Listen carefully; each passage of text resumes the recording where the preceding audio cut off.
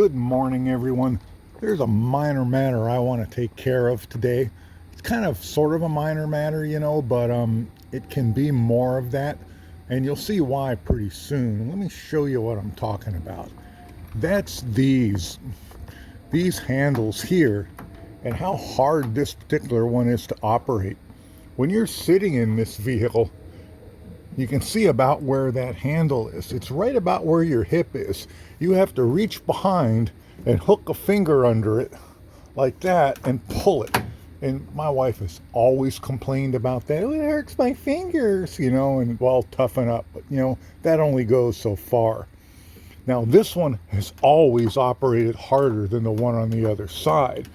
And, when you're outside, you can turn it and shut it, and that's not a big deal. But when you're on your inside, really all you can do is grab the handle and wang it. And that leads to cracking in here. The cracks you'll see in here, on both sides, which I've already repaired on both sides multiple times. And I'd really like it to close easier. Now, if you look at the one over here, which I just had apart and worked on, you can see it works a lot smoother. Let's take a quick look and see how much effort they take to operate. Let's see if I can do this while I'm holding the camera at the same time. So I'm going to hook that in there like that. We're going to try and turn that like that. And let's see if we can get some kind of measurement of how hard it takes to operate that. Okay, that is fully in right there. So that doesn't even take 5 pounds, 4 pounds to lift that up, according to my cheapo little fish scale. Yeah, 4 pounds. Let's look at the one on the other side. Yes, I just had that one apart and I greased it, but that one always was easier than this one for some reason. See if we can get a reading on this one. Sorry about that, I just got to get that hook in there. All right, now let's see if we can see what this one says. Right there is in, and we're 12 pounds. That one's 5, this one's 12. I need this one to work as easy as that one. So let's get it off of there and let's see if we can figure out, is it just dirt and gunk? Because I gotta tell you, I've sprayed that multiple times recently and it doesn't seem to get any better. Another thing about these locks and handles is this handle on the outside, it works like you ever put a garage door handle on?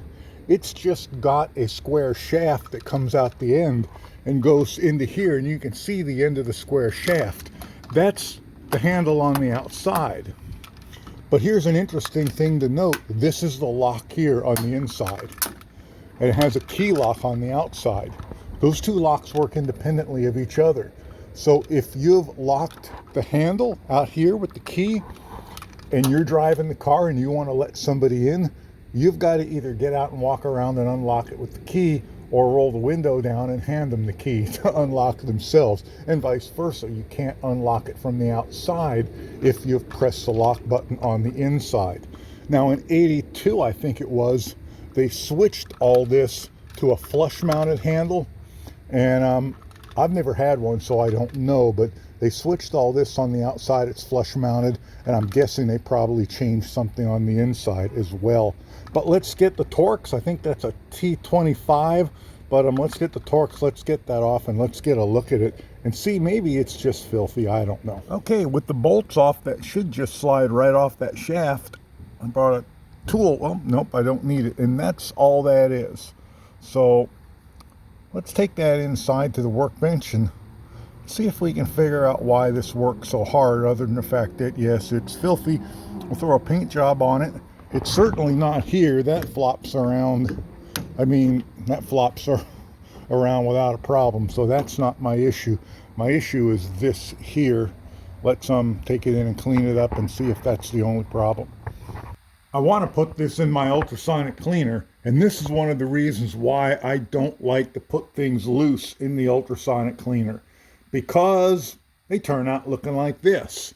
And I would much rather run clean water in here and put my parts in jars or bags so it doesn't get like this, because now I got to clean this before I use it. So here's how I like to do this. Now that I'm cleaned out, I have it filled with, I'd say hot water, but as hot as my tap can get, which apparently is 43 degrees. As far as this is concerned, I have it set for 50, but I got 43-degree water in it. That's 43 degrees Celsius, not Fahrenheit, probably 120 degrees Fahrenheit, something like that. I don't know.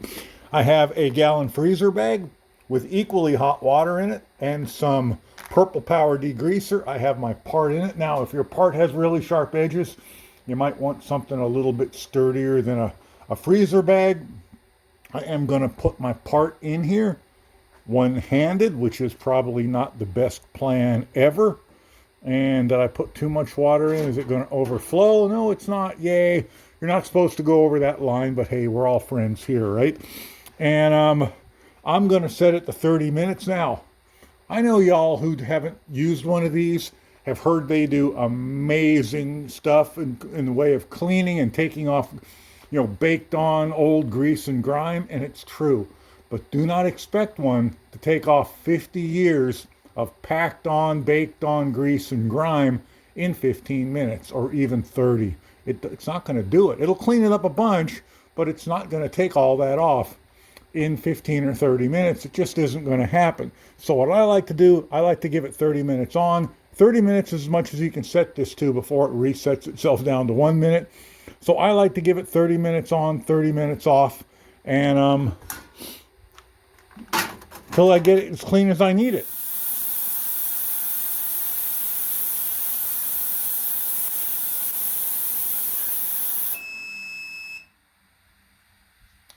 Okay, it has been in for 4 30-minute runs through it, and you can see it does keep the temperature up there, but it only does it while the transducers are running, so I don't know what's up with that. But anyway, let's take a look at it. I would think it would be pretty darn clean by now, but I'm going to set it down in there anyway, and we'll get it out of there. It's going to be hot, so I'm going to have to set the phone down. Okay, so here is the part right out of the solution. I'll let it cool down a little bit. I think that did a pretty good job getting everything out of it. It's still going to be discolored, of course, because it's old. I mean, this is the original part. A.L. Manson, is that J or A? A.L. Manson Manufacturing Company, Gurnee, Illinois, USA. Let's take a look and see how much filth came off of that part. Remember, it was only that one part and those 4 screws.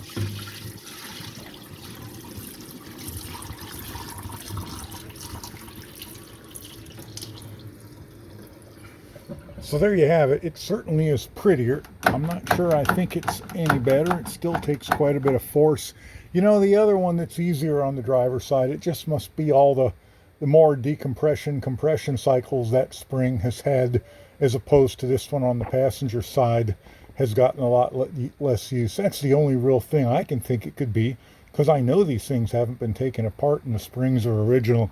Is it any better? I don't know. It's a little better. It wouldn't have shut that easy before. So it is a little better.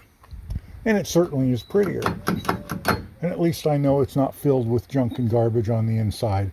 Anyway, that was kind of not the huge return for the amount of work I was hoping it would be, but you don't win them all. Anyway, thanks for watching.